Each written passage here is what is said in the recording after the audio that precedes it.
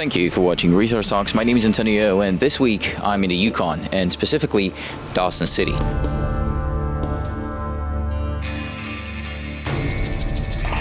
Now, Dawson is known as the land of the midnight sun, and that is because of its location, which is right above the 60th parallel, which means that during the summer months, there's almost 24 hours of daylight. Dawson is also known as Paris of the North, and that is because it once was, and some may argue it still is, a cultural hub for the region. More importantly for you and me at least though is that Dawson is also known as the City of Gold, and that is because it was right outside of the city in Bonanza Creek that gold was discovered in 1896, and that kicked off the last great gold rush in the West, attracting hundreds of thousands of speculators and prospectors to the region.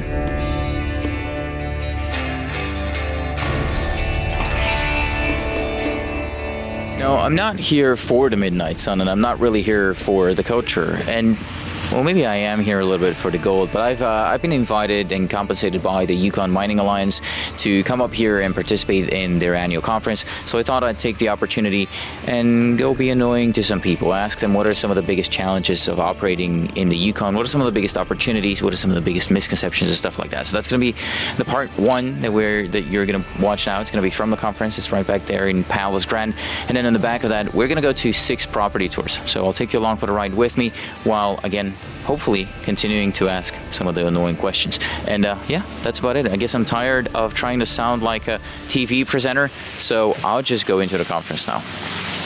Your capital is at risk though, so this is your disclaimer. Please only watch this if you're an experienced speculator and you know what you're doing. And even if you do, go to setterplus.ca and read the company's official filings, because none of this is going to be financial or investment or advice of any sorts.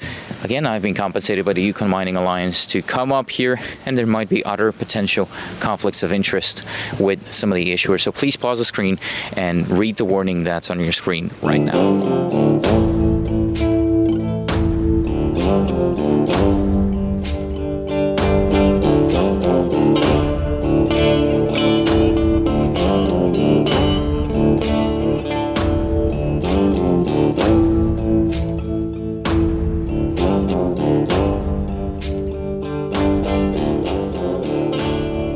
So I'm standing here with Blair, who's the Assistant Deputy Minister for the Yukon government for economic development. Blair, from your perspective, what are the biggest challenges for mineral exploration development companies that operate in the Yukon? I would say that some of the challenges right now that we're experiencing in the sector is predominantly just coming out of Eagle Gold. I think there's this misconception, that we're a challenging place to work. That was an unfortunate event, but there was an independent review board panel that did a report that found some findings that the government is currently looking at. So that, has sent a little bit of a blemish on the industry, but other than that, I would say we are, a great place to invest and operate. How does that happening change the way you as a government approach our industry? What has it changed already, and what is it going to change in the future? As I said, the report just came out about 2 weeks ago, so the government is reviewing that report and the findings and how to implement some of the recommendations coming out of it. But I think it's really an opportunity for us to have that kind of broader conversation around the mining sector in Yukon, its opportunities, and how it fits into our economy and the territory going forward. But from your perspective, the government's still then positive on helping the mining community thrive, essentially. Is that right? Yeah, absolutely. The mining sector is an important cornerstone of Yukon's traditions, our heritage, and our economy. We have one of the largest critical mineral deposits in the country in Yukon, copper and zinc, and we've seen with Canada this renewed interest in critical minerals going forward, and there's a lot of interest and priority being placed on all governments around how we can extract those critical minerals and contribute to the economy. What's the biggest challenge for an exploration and a development company operating in the Yukon? I think that a big part of it today is the perceptions around the Yukon and just navigating within that framework where, people think, okay, it's remote, nothing could ever be built there, that kind of a thing. But certainly there are remote locations, and, we don't have Tim Hortons and interstates right past every single project. But the remoteness also adds to the upside where we're really just decades behind other jurisdictions in terms of the amount of exploration that's been done. And so that's how you can find, big deposits that are sticking out of the ground, like our valley deposit. So, I think the biggest challenge in the Yukon is its biggest opportunity. Where do you get your coffee? It's a good question. We're still trying to figure that out. But we do have 2 Tim Hortons in Whitehorse, so we're pretty progressive in that one. And on site, it's just instant coffee? On site, yeah, there's a mix. I mean, we brew it there. It's not just instant coffee, so it's pretty civilized.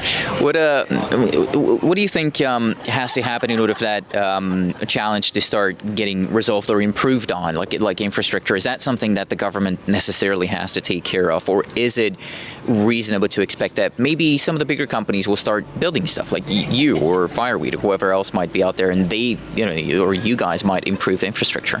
Yeah, I think there are multiple levers to push within that group.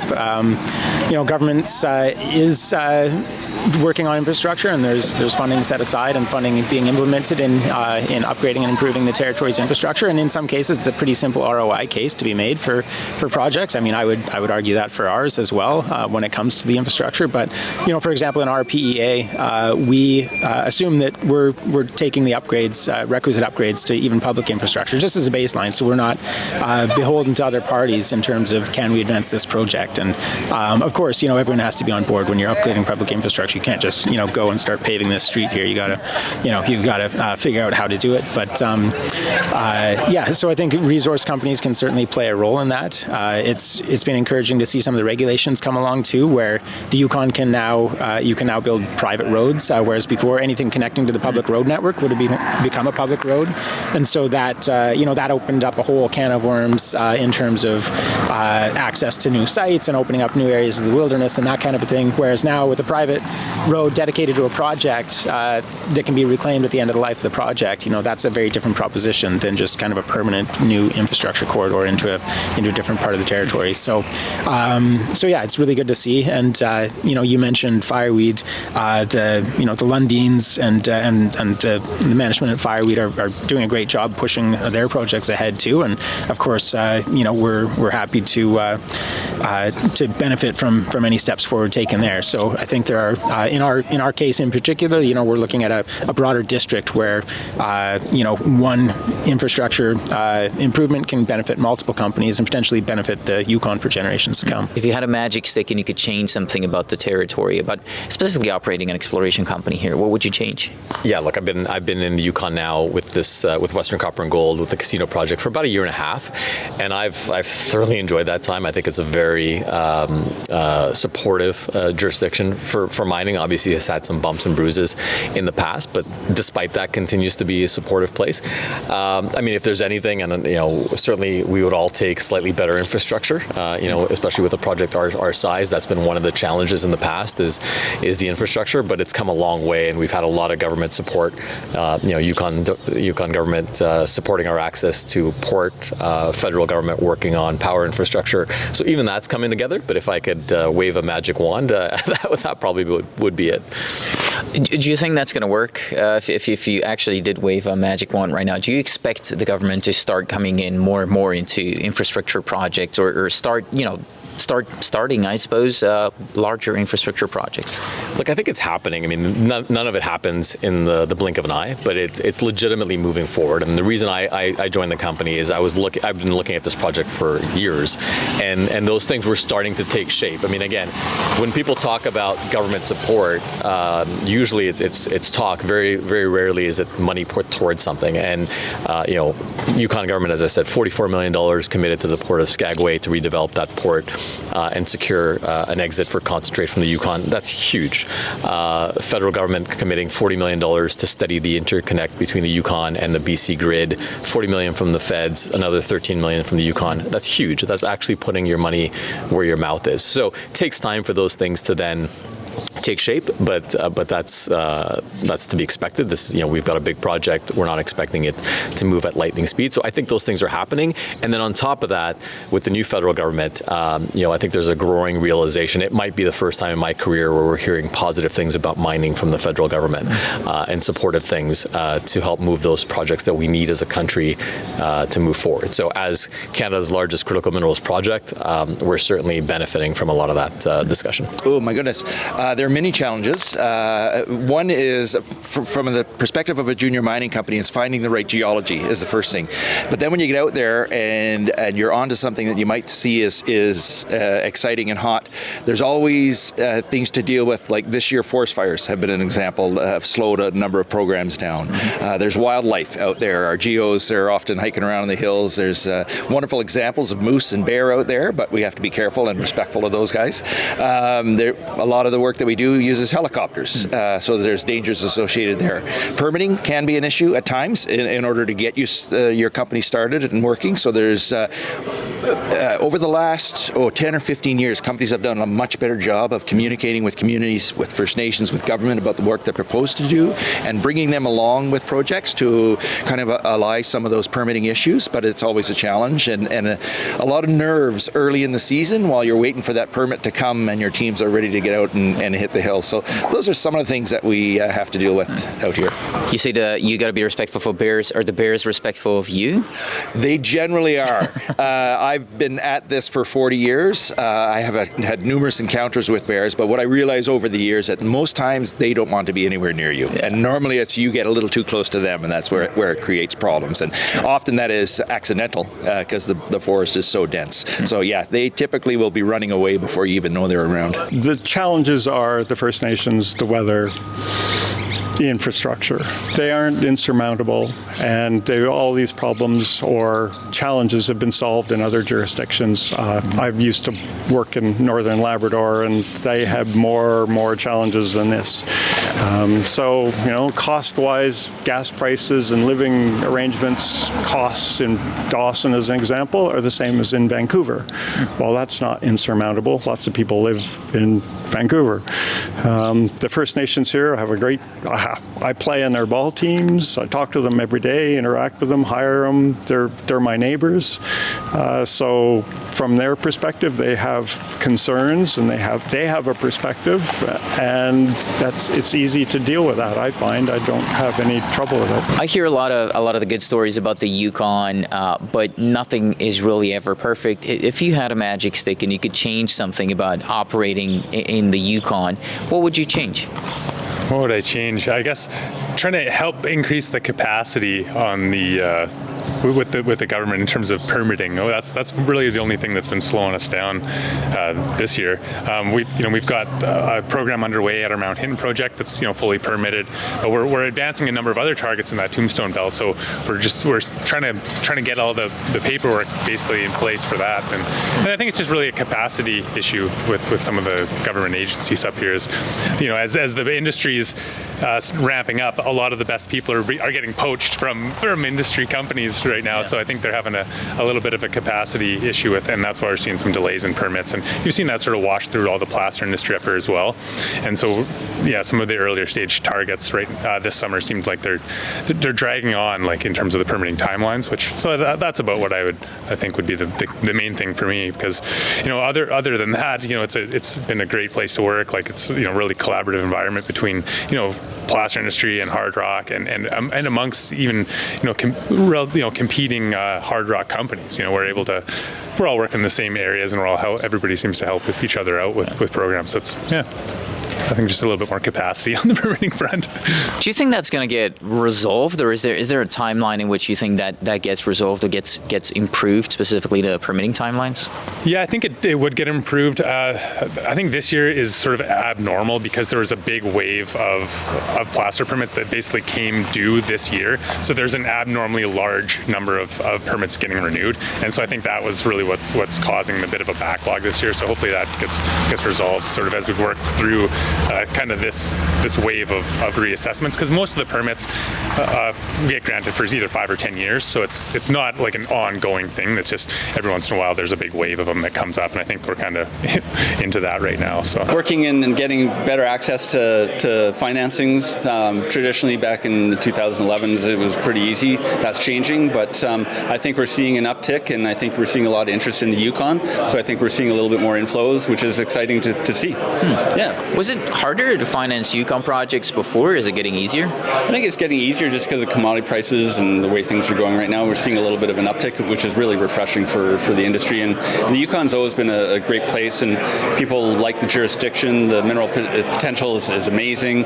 So we've definitely, all of the companies here in the Yukon over the years have been able to raise money, which is great. Yeah, I think overall, it's got excellent geological endowment, infrastructure. It's, remote, large territory, low population. So infrastructure is always going to be a challenge. Thankfully for us at Silver North, we're in the Keno Hill district, which has great infrastructure.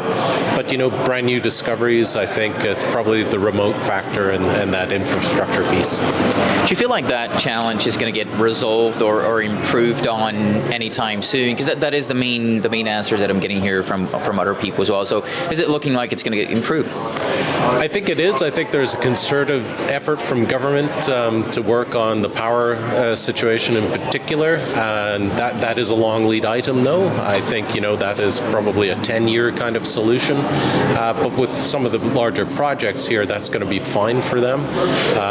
Smaller projects, again, existing infrastructure is a benefit. That's one benefit that we have, and smaller projects can often survive with sort of LNG power and things like that. But those, Casino and probably Far Wheaton Valley, those things are going to need that grid power.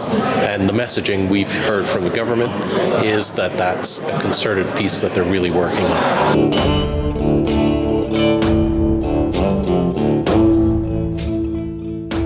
What does the government see as the biggest opportunity? I would say, critical minerals are playing an important opportunity. Gold remains, a cornerstone as well. There's a lot of gold deposits and mining activity happening in that sector, so that'll always be a place of interest and excitement. But absolutely, like critical minerals, when you look at geopolitical environment is kind of king right now. There's a lot of priority and focus on that by the government of Canada and all governments. I think we're seeing it on a global scale. Governments north, south, east, and west are waking up to the necessity of the critical materials that are in all of our supply chains. And there's a very rich endowment of those materials in the Yukon. They're near and dear to both Canada, the United States, and globally. And it really feels like mining and the Yukon are about to have a day in the sun where provincial governments, territorial governments, federal governments, they're all realizing that we need to do our best to make sure that those are mined and operated responsibly, but that the permitting timelines are reasonable to make sure that we provide the global economy with the materials it needs when it needs them. Yeah, the mineral potential. I mean, people are working, making great discoveries within the Tombstone Gold Belt. I'm biased, obviously. Sitka Gold, we're working in the Tombstone Gold Belt. We've made a great discovery. Snowline Gold has, there's former producing mines. Brewery Creek, Eagle, a bunch of exploration going on these bulk tonnage, large deposits, these reduced intrusion related golds, and then there's other belts. There's some of the, the Selwyn Basin, its endowment in lead and zinc, the critical metals, the Casino Range where you've got the big Casino deposit, copper gold porphyries. So the endowment of the Yukon is pretty incredible. The biggest opportunity in the Yukon is just the geological potential, and it's really been one area of Canada that's been overlooked, which is kind of amazing. We're here in Dawson. This was the epicenter of the incredible gold rush that's been going on to today. 20 million ounces of gold have come out of these creeks, and really until just recently, no major mining companies have been there doing exploration. And we've been there. We've been partnered with Sean Ryan, and fortunately been tremendously successful discovering millions of ounces of gold. What are some of those opportunities? What's the best part of operating here in your opinion? Just the abundance is right. The prospectivity is out of this world, and so that's why people are here. That's why companies are here. That's why the investment public is taking notice of the Yukon. Is just the wild level of prospectivity. Jurisdictionally, it's a great place to operate. It's a good, sound permitting regime. You can understand that with the Yukon government. But for me, it goes back to that mineral endowment. Like you're going in an area that has seen very little to no work, right? And you got a tremendous amount of opportunity. And I look back to something like we operate in Timmins, Ontario, and I think back 100 years ago when the prospectors are out in canoes looking at these initial deposits that turned out to be multi-million ounce mines that have been in production, some of them for almost 100 years. And you have to have that critical mass and that world-class deposit that will start to create that infrastructure and opening out. So and Yukon has that potential, right? And so that's what draws so much investor and interest as well as company interest is you see that mineral wealth across the territory that is virtually untapped. So that's as explorationists, for us, we like to be first movers. We've had these properties since 2010 when we originally staked them, and so we've been working them off and on for many years, and now you can start to see a lot of interest in how we can start to finally tap into this vast wealth potential. It's a community, yeah, definitely. As mentioned, we can lean on each other for support if you're ever in a bind. This is a really tight-knit community here in the Yukon. We all know each other really well, and yeah, it's a fantastic place in that sense.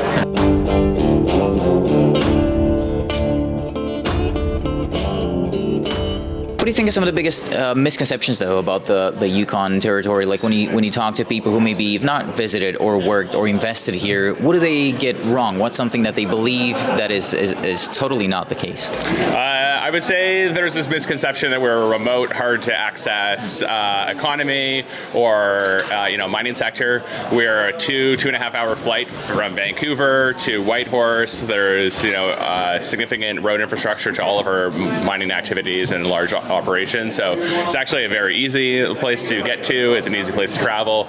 There's a lot of direct flights from Whitehorse to Ottawa and Toronto during the summer. And I think the other misconception is just that all three territories are the exact same place. That is not true. We are very distinct from our northern partners in Nunavut and Northwest Territories. So we have different, I think there's a lot of people who just sort of think that we're just anything above north of 60 is all the same place. And there's polar bears everywhere. That is not the case in Yukon. We have great infrastructure, great roads, and easy air access. You've not seen a polar bear so far? I have not seen a polar bear, no, mostly grizzlies and foxes. One of the things that I hear a lot is that, the Yukon government is actually relatively small. So now you have an influx of exploricos that's going to start, blocking essentially the timelines. It's going to start lengthening the timelines for permitting and so on and so forth. Is that a misconception, or is that what's happening right now? Well, I think, one, we are a fairly small government because we're a small jurisdiction population-wise. We're only about 45,000 people. So the Yukon government, is small, but we have those same responsibilities and priorities of provincial governments, running the healthcare system, maintaining the infrastructure. So in that sense, we are small and nimble and mighty. Economic development, which is where the department I work in is responsible for mining promotion, and telling the good story. And we want to have investment attraction coming into Yukon. We want to have explorers come. We want to have investment, individuals like we're hosting here come and see all the great things that are happening in the territory. So that is priority for the government and making sure that we're telling a good story. Permitting times, whatever, they're longer than Australia, but as far as a jurisdiction or a first world jurisdiction, it takes a while, but you're going to get your permits. So yeah, I'd love to see permitting timelines shortening up. Infrastructure, of course, yeah, we don't have the same density of infrastructure, but there's lots of places that are very close to infrastructure. We're in Dawson. It's a great city, great support, and you got a paved runway you can fly jets into here, right? Some places are a little more isolated, but if you've got a world-class deposit, you can overcome those challenges. First Nations, 11 of 14 are settled. supportive of mining in general, of course, but we got to work with First Nations. We've got to be on the same page and have their support, and we have to support them. So, I don't think there's any challenges that the mineral industry, can overcome, because that's what we do. We work in the backyard of First Nations, and we got to treat it that way. And that's we're ahead of the curve as far as a lot of industries go, and economic reconciliation with First Nations and working with them. Food's a lot better than I expected. I've not had a bad meal in the Yukon yet in a year and a half. It's actually quite good. I hear there's no fruit. I guess I've never sought it out either, so I wouldn't know. But no, I mean, in terms of misconceptions, maybe how much has actually changed in the last decade.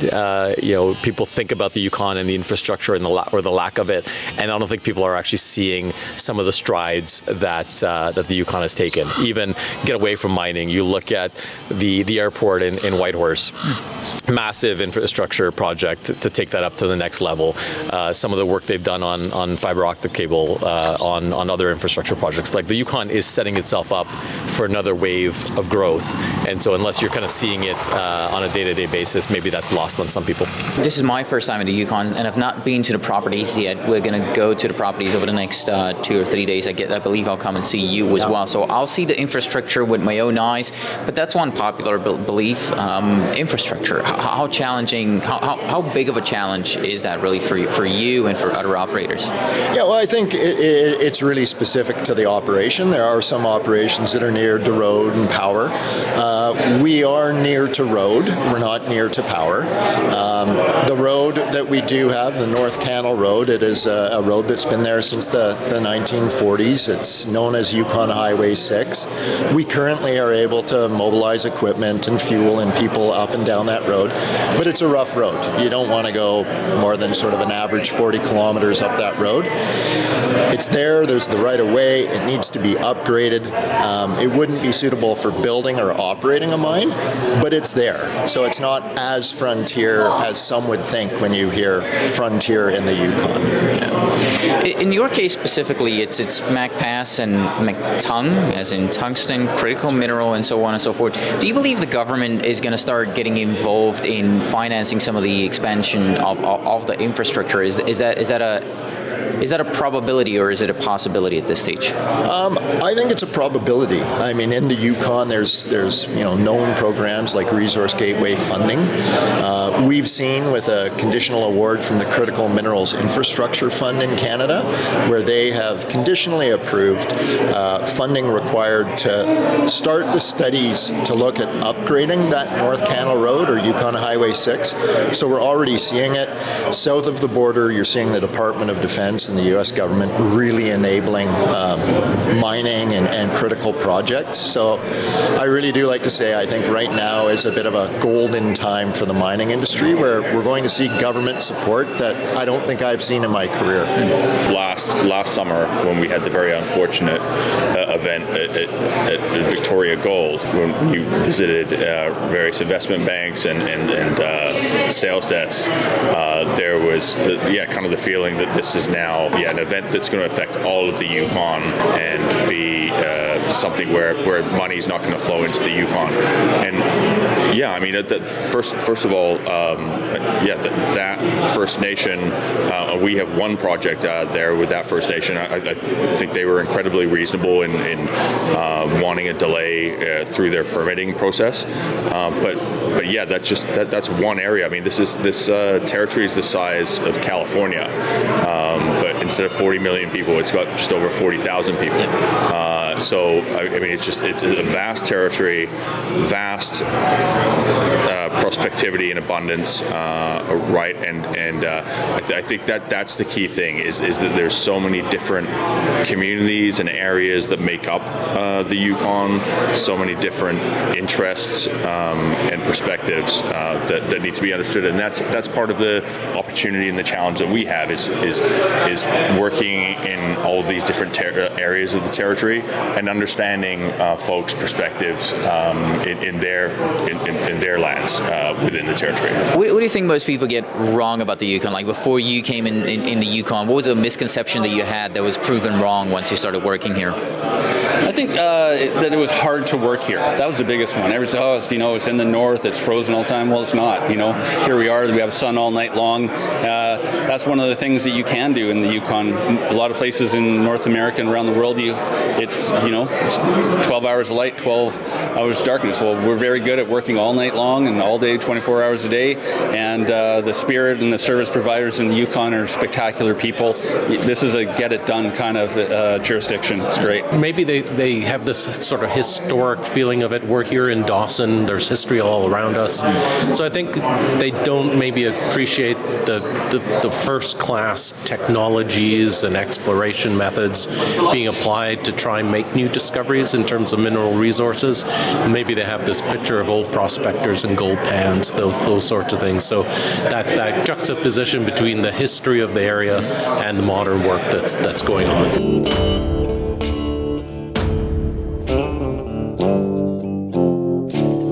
This question, everyone gets the same question, but this might be a little bit unfair to you because I would ask you, where do you rank the Yukon on a global scale? So obviously you're going to tell me number one, but let's maybe change that up. And in this case, where would you want to work if it was not the Yukon? Like if the Yukon was completely off limits, where would you go?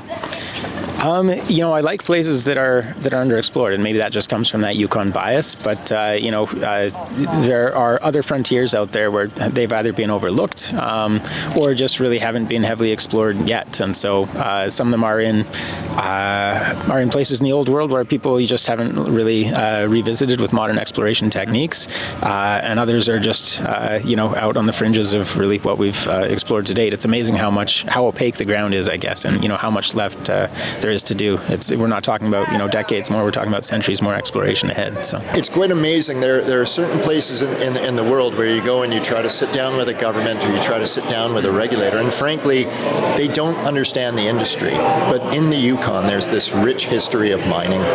Everyone knows mining drives economic development here, and when you go sit with governments, when you go sit with regulators, they know the story. They know what's going on. They've got a rich history in doing it. So that's half the battle, the knowledge. Obviously things can always be improved and streamlined, but the knowledge of the industry is here, and I believe there's a desire to responsibly mine the minerals and metals that are contained in the Yukon. It's quite good. I mean, again, I say I've not seen, if I just think of our project, I've not seen another jurisdiction do so much for the mining sector or an individual project. And it's happening on the infrastructure side, so maybe it's not directly related to us, but it's certainly indirectly helping us. So, I have no reservations about working in the Yukon. There are countries you can do things faster in, and jurisdictions, whether it's or countries you can do things faster in and maybe permit faster. But those are also countries where you have to worry about what happens after. And we've seen situations in the world where you maybe can go a little bit faster, but then you don't necessarily always get to keep your mine. So I'd rather go a bit slower, make sure we are bringing our affected First Nations along with us, make sure that everyone is comfortable with what we're doing, and then once you have a mine permitted in Canada, there's no better place to be. If that magic stick backfired, and instead of changing something about the Yukon, had you moving your project to a different jurisdiction, and you had to pick one, where would you move it? We're now waiving a lot of things. I don't know. We're moving concentrate, so I'd probably stick it right next to a port somewhere. But absent that, I think we're pretty comfortable where we are. Well, of course, number one, right? There is no other answer. But no, there's great mineral potential. I think the whole Northern Cordillera, BC, Yukon, Alaska. One thing I like to point out is, we've got some big major mines in British Columbia, big porphyry deposits, big mines. We've got a lot of big mines in Alaska, and here's the Yukon in the middle. So geology doesn't stop at borders, so there's a bit of a gap there, and that's maybe just a history of exploration, but the geology's here, and I expect that will be a little more seamless. Those borders, we won't see that differences in the amount of mines. I think we're lagging a bit behind those other jurisdictions, but it's for reasons other than geological geological potential. And we're seeing some of that come to fruition with some of the deposits and discoveries in the last decade here. Where would you rank the Yukon on kind of a global scale relative to other places that you've been in? I think it's right up there amongst the top, and that's, like I mentioned, not just me. That's the Fraser Institute that says that as well. Why? What makes that from our perspective? Number one, geological potential. It's basically one of the most respected places that we've worked in. Number two, it's very safe. Number three, you have support of government. There's actually government people here at this conference. I think that says a lot. You have the government putting up significant amounts of capital to advance mining exploration itself. We're going to be major benefactors of that. One example is the Resource Gateway project, where the government's putting up hundreds of millions of dollars to increase access and infrastructure specifically to support mining and exploration. These are some of the things that you would never find other places in the world. So very, very fortunate to have that. Oh my goodness. Yeah, I've been in Argentina, Turkey, Indonesia, right across Canada, right across the north, Alaska. For potential, it ranks quite high. I mean, there are certain mining districts around the world where if you can get property in there, then you're off to a good start. I would say the same of the Yukon, but with the added factor that very few people have looked at it. So that opportunity could be right under your feet. Where do you rank the Yukon on sort of a global scale in terms of operating an exploration company, or maybe to put it differently, if you couldn't operate in the Yukon, where would you want to be? I think top 10. Yeah. I wouldn't want to be anywhere else. Well, I've got a project in Nevada as well. I mean, it's funny because a lot of the structures, you can trace some structures that cut through Yukon and swing all the way down into Nevada, like the Roberts Mountain Thrust, for example. That's really important to the Carlin trend. If you follow that, it comes all the way up and through Yukon. So there are a lot of geological similarities, and also it's quite a pro-mining jurisdiction, and so that's one of the other spots that we do have some assets as well. It's definitely up there. I think, especially in my opinion, the globe is kind of shrinking and good, safe jurisdictions to work in. So I think it still is top 10 for sure in my mind.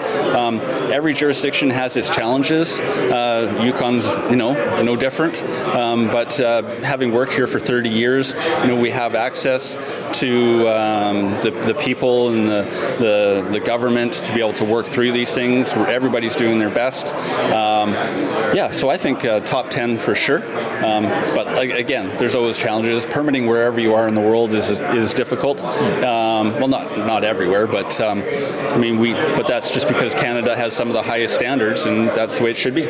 It's got all the right geological components for world-class discoveries, and some of the old VMS ones were good. You've got Valley now and Fireweed. I think in the past people thought that it was a sort of fringe frontier in terms of total sort of geological endowment. For copper porphyries compared to a place like Arizona or Chile, that's obviously top-tier copper porphyry kind of country. I think you can look at Yukon now and say, it's got top-tier intrusion-related gold deposit mineralization now, and that's attracting capital.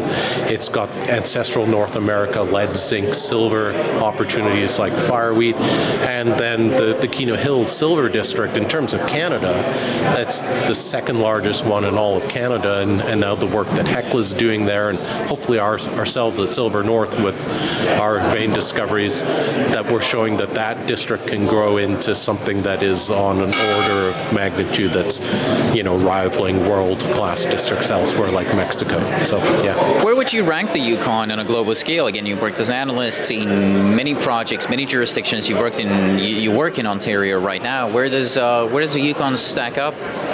Yeah, jurisdictionally, it's great. Canada as a whole is, a place to be. You've seen a lot of companies go globally, to new areas, whether it be West Africa or around the world to find new deposits. But obviously, there's been a lot of challenges, and you start to see that repatriation or redomiciling back to safer jurisdictions like Canada. And specifically, with Yukon itself, I think it's, again, if you're a big company looking for future growth, Yukon is a really great place to be because it's got so much untapped, potential, right? So it's a place that if you're a big company, you need these big deposits. I mean, this is great hunting ground to find these type deposits that, the companies need in order to continue to exist, operate and continue. So, like I said, we've seen that in Ontario, lots of 100 years of mining there. And, a lot of the big deposits are been mined and working in that. So if we're continuing to find some new stuff there that we're really excited about.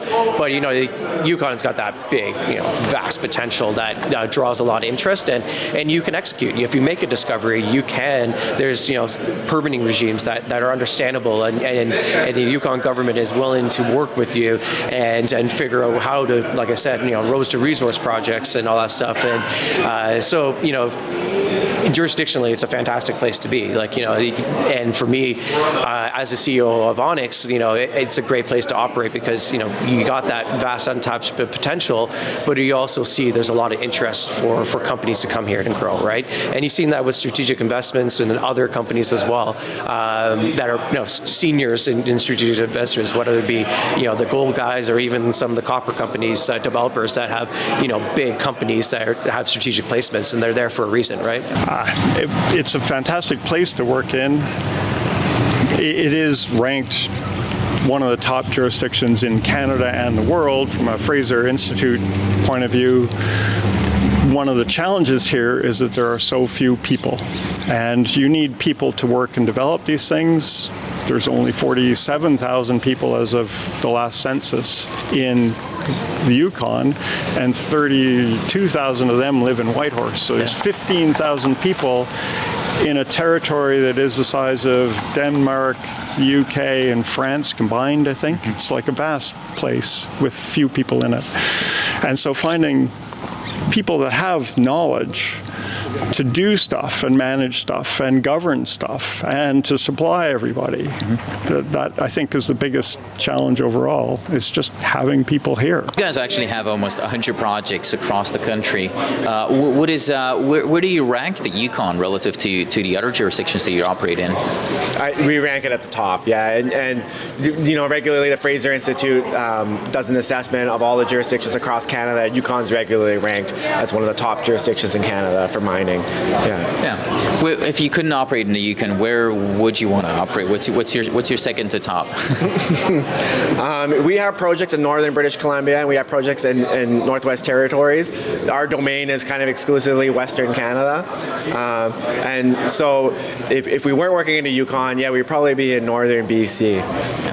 Thank you so much for your time. Yeah, thank you very much, Antonio. And as always, thanks to everyone for watching Resource Talks. I have a couple of more things to say, though. The fact that this company was interviewed here today does not mean that they're necessarily a good or a bad company. I'm not here to endorse nor attack anyone. I am simply here to ask some questions.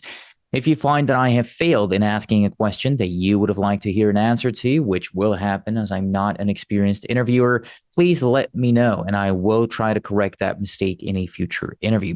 As mentioned at the beginning, please understand that mineral exploration and development is an extremely risky business. Losing money is the norm and should be the expectation. This is a very complex sector, and the performance of individual companies typically depends on many different moving particles, including company-specific factors like geology, financing ability, and many others, really, as well as particles that are outside of the company's control, like geopolitics, macroeconomics, commodity prices, and many more, most of which are nearly impossible to fully understand. Moreover, these companies that typically get interviewed on Resource Talks are in the pre-revenue stage, which means they rely on the public markets for the financing of their operations, which could result in shareholder dilution. Furthermore, as a general rule of thumb, you'll be better off understanding that all company communications online, albeit this interview or their website and their presentation and their social media accounts, or even the social media accounts which you thought were your friends and then told you about a stock, everything really that these companies do is intended as marketing. And although I do not make buy or sell recommendations because there is a clear conflict of interest given the nature of my business, many out there do. And you should be aware of that inherent bias, and you should be careful out there.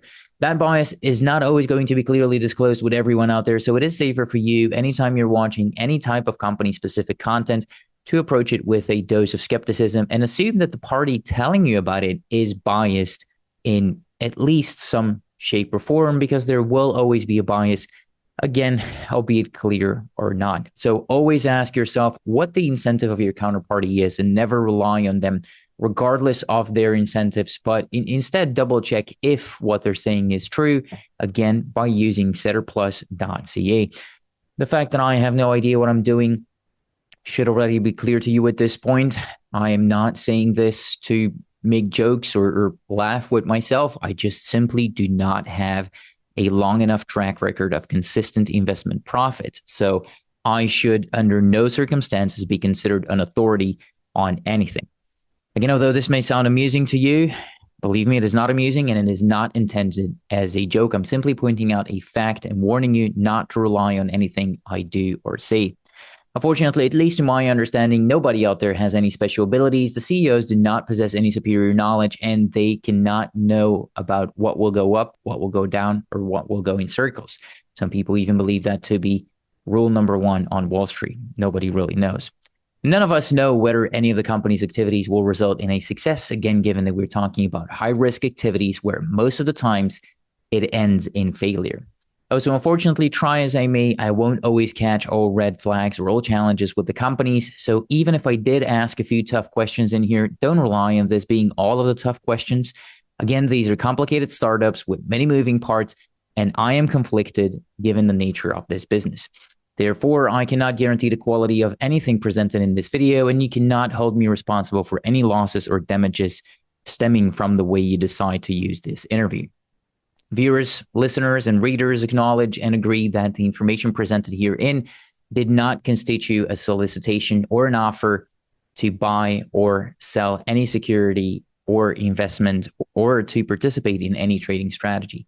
Resource Talks and all parties involved in the management of the business strictly disclaim any and all liability for losses and or damages, whether direct, indirect, special, or consequential, or other consequences, however so caused, arising out of any use or reproduction of the content published by Resource Talks or any decision made or action taken in reliance upon it.